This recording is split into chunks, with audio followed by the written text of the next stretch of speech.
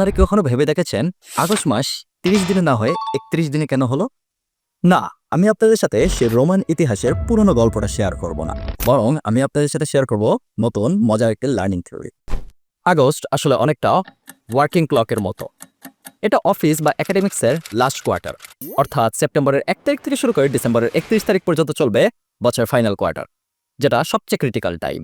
এটা খেয়াল করলে দেখবেন আগস্ট হলো সেই ট্রানজিশন পয়েন্ট যেখানে আমরা আমাদের লাইফের গিয়ার চেঞ্জ করতে পারি, from chilling mode to chasing mode.